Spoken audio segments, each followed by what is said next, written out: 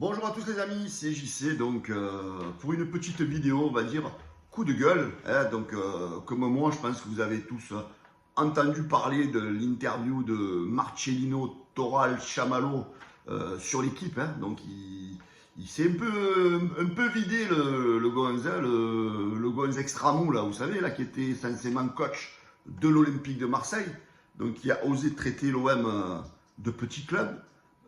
Qui s'est surestimé, qui s'est pris pour un grand entraîneur, qui a gagné 2 titres en 26 ans de carrière de coach.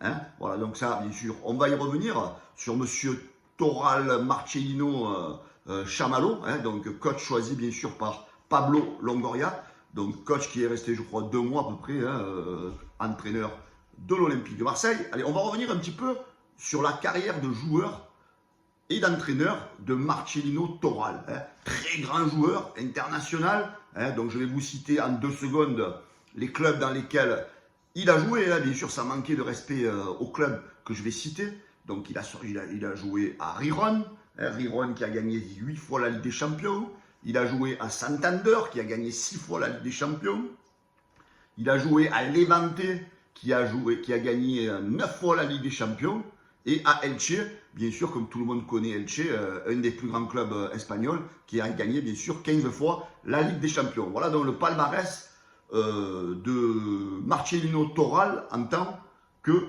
joueur. Bien sûr, Marcelino Toral, son palmarès, lui, en tant que joueur, sa carrière, c'est 0 titre. Mais bon, ça reste un grand joueur. Les clubs dans lesquels il a coaché, donc il a coaché à Riron, il a coaché à Huelva, il a coaché à Santander, à Saragosse, à Séville, à Villarreal, à Valence, à Atlético. Et bien sûr, le plus grand club de sa carrière, c'est l'Olympique de Marseille, dont il a accédé, bien sûr, comme tout le monde le sait, par piston, par son ami, monsieur Pablo Longoria. Donc je ne critique pas tous les clubs que j'ai cités, bien sûr, hein, mais Marcelino Toral, donc ses titres en 26 ans de carrière de coach, c'est 2 titres. Jamais un championnat de gagné par contre, hein. C'est 2 coupes. 2 coupes, une coupe du roi en 2019 et une super coupe d'Espagne en 2021. Voilà, donc tu as gagné en fait des tournois, mais tu n'as jamais gagné un championnat purement voilà, sur 38 matchs, sur 34 matchs, tu n'as jamais gagné un championnat. Donc voilà, Marcelino Toral, ton bilan d'entraîneur, franchement, il est catastrophique. Donc tu te prends pour un grand entraîneur, tu craches sur l'Olympique de Marseille qui pour toi est un petit club. Mais mon ami, on t'a essayé 2 mois à Marseille. Mais heureusement que tu t'es barré. Heureusement que tu t'es barré. Parce que tu as fait de l'Olympique de Marseille un club à la limite du gouffre pour ce début de saison. Tu as fait faire à nos joueurs, à toi et ton staff, une préparation pourrie. Nos joueurs sont en retard sur la préparation. Pendant les 4-5 premières journées où tu étais là, déjà tu nous as fait éliminer de la Ligue des Champions. Les 4 ou 5 matchs où tu étais là, on n'a vu aucun spectacle avec ton 4-4-2 moisi pourri, où tu filais la possession à tes adversaires, où tous les supporters se sont fait chier, et tu oses en plus ouvrir ta gueule dans l'équipe une fois que tu es à 1000 km de Marseille. Mais Marcelino, ton courage, il est où ton courage, Marcelino? Tu mets la faute censément sur des supporters radicaux qui t'ont fait peur. Ils ont juste haussé le son. Et pour tous ceux qui vont critiquer les Soussouineurs et Rachid Zeroual, allez le voir, allez lui dire en face. Parce que moi, j'ai des potes qui étaient à la Réunion, les amis, des parents qui ne sont pas, comme vous dites certains sur les réseaux sociaux, des chômeurs ou de je sais pas quoi. Ce sont des gens très intelligents. Certains, ce sont des collègues à moi. Ils sont chefs d'entreprise. Et pourquoi ils ont haussé le ton, ces supporters, lors de cette réunion?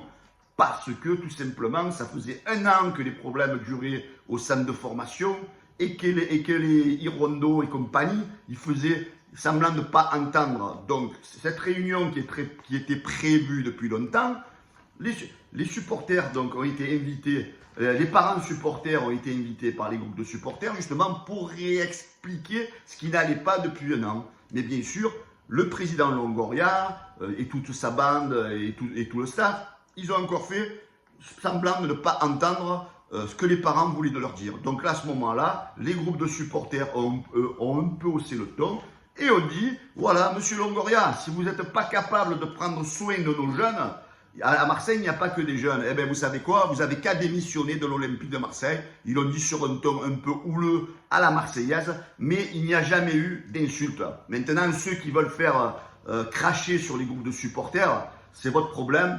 Est-ce que posez-vous un peu la question si des fois vous êtes certains supporters de l'Olympique de Marseille? N'oubliez pas que grâce au groupe de supporters, l'OM a su par moments, grâce à eux, relever la tête et évoluer.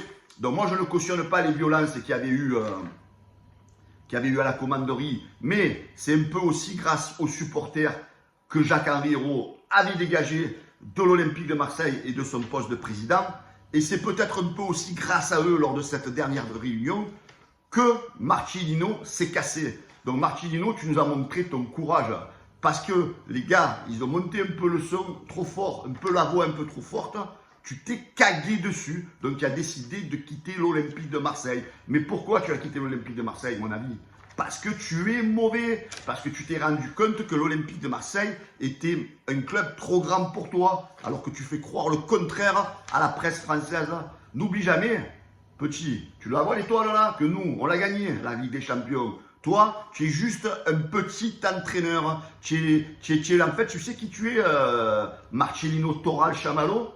Tu es le Domenech espagnol, voilà. Tu es du niveau d'entraîneur style, je sais pas moi, Antonetti, tu vois, en France, tu es un entraîneur moyen, tu es un dégueu, Marcelino. Alors arrête de te prendre pour ce que tu n'es pas et arrête surtout de salir l'Olympique de Marseille.